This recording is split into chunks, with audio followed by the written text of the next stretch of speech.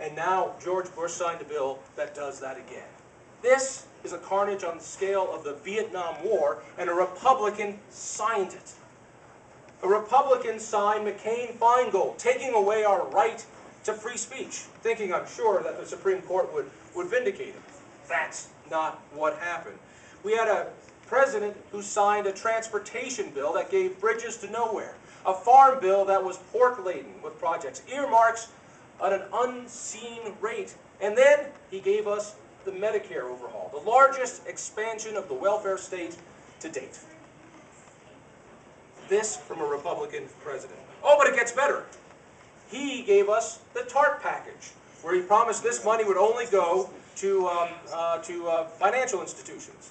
By the end of his presidency, he siphoned tens of millions of dollars off to keep bad auto companies alive. If he hadn't done that, GM and Chrysler would have gone bankrupt. They would have had to restructure, and Obama never would have been able to do the plan he did now. That's what our president gave us. Ah, but it's even better than that. He gave us the stimulus package. Wait a second, I thought that was Obama. If you recall, the stimulus package needed 60 votes. It was Arlen Specter who switched over and did that. Arlen Specter was going to lose his re-election bid to Pat Toomey in the primary until President Bush endorsed him and worked for him. So even out of office, the legacy of George Bush goes. But somehow we're supposed to be the party of small business? Ladies and gentlemen, nobody out there believes it, and nobody out there should believe it, because words in this party don't have meaning. This came to me in a remarkable thing. The same thing happened to me here in Colorado. When our party was moving to the left, I would say things like, well, we've got to give up some space. Our politicians are playing politics. They need to do what they're doing. George Bush, I said, well, you know, he's got to do these things, but he's going to give us a great court. He will always give us, he's going to give us that court we've been waiting for. And so he's got to do these things. We have to, as Republicans, have to understand the politics. Well, the time came. Finally, we were going to get our politician, our justice. And who was it? Harriet, who the hell is she? Myers. That's what we waited for. And then something beautiful happened. I mean, truly beautiful. Without any organization, without any communication, an organic movement of center-right organizations and people stood up to their Republican leaders and didn't say just no, but hell no. We stood up, and within a matter of days, Harriet Myers was gone. Sam Alito was in, who will be, I think, one of the finest justices we've ever seen. And that had nothing to do with the Republican Party. It had nothing to do with the politicians. It had everything to do with people like this in the room today. That was a victory for us. It was amazing.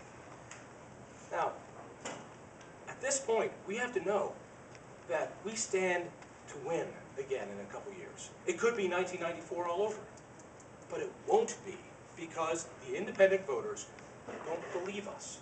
We teed the ball up for Obama to swing away. Whose fault is it of what's going on? It's Republicans' fault. We blew it. We blew it bad. Or let me be more precise. The people we put into office blew it bad. And we're working people. We understand this. We work hard. We get our money so we can pay our taxes. We try to find some time for our family and our friends. And so we work hard to get somebody elected, put them into office, and then hope they do their job. They don't. And now a realization is coming. Politics is too important to leave to politicians. And that's, I think, what we are sensing with the Tea Party movements, what we're sensing with the town hall meetings, what we're sensing these rallies that we've been seeing pop up. People who don't have the time are coming up and changing politics. That's what it's going to take. In alcoholism, if you want to get treated, there's a 12-step program. One of those steps is to atone, to go to those people you've apologized to. I'm going to put out a suggestion now that I am certain no Republican leader is going to take. Here it is. Those Republican politicians who have been in power for the last 10 years need to atone for what they've done. They need to come up and apologize. Let me be precise about this. No, I'm not asking them to be flogged. I don't want them to be shamed. I want them to list those things that they voted for that were a mistake. Why? Because then we can believe them when they say, we won't do this again. But until they do that, we won't believe them. We are ready to forgive. We're ready to get behind. We're ready to do this. The time is right for us. But until we get back to principles, until the Republican label means something more than spending more money than LBJ did, we will not win. We cannot win. Republicans need to step up and say this is different. I've heard the rhetoric.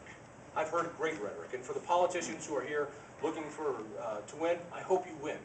But I want to make it clear. It's changed. Times have changed. Politics have changed. You will no longer be in control because we will be on you. We will be on you like we have never been. I'm 45 years old, and I have never sensed the grassroots anger that I have sensed now. And the only way we're going to win that party back is not by putting good guys into office, but by putting good guys into office and stepping on their heads every day they're in office to let them know who put them there and why. We need that Harriet Miers moment every day.